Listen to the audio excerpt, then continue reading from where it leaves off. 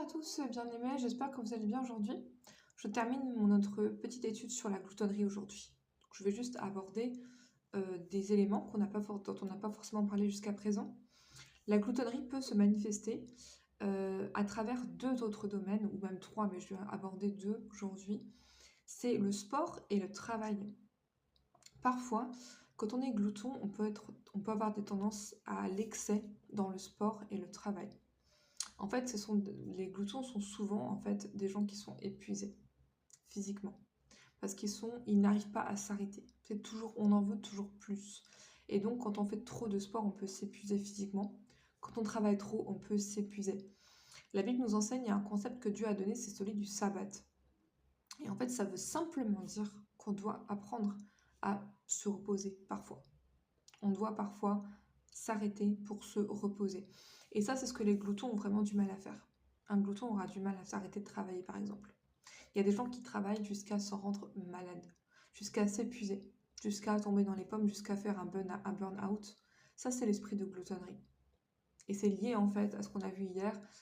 Pour pouvoir gagner plus d'argent, on est prêt à tout, même sacrifier notre santé. Ça, c'est l'esprit de gloutonnerie. Ésaïe 28, verset 12. Il lui disait, voici le repos, laissez reposer celui qui est fatigué, voici le lieu de repos, mais ils n'ont pas voulu écouter. Gloire à Dieu. Le repos pour le chrétien, c'est pas forcément faire une sieste, c'est en fait la présence de Dieu. C'est prendre un temps dans la présence de Dieu. Et ça, je pense sincèrement, on peut interpréter le sabbat comme on veut aujourd'hui, mais je pense sincèrement que le sabbat, ça veut simplement dire passer du temps dans la présence de Dieu. Et c'est là, la Bible dit, ceux qui, en fait, s'attendent à l'Éternel renouvellent leur force. Ésaïe 40, verset 31. C'est là qu'on reprend des forces, dans la présence de Dieu. Évidemment, il s'agit aussi de bien dormir, de bien manger, toutes ces choses-là. Mais le vrai repos pour le chrétien, c'est la présence de Dieu.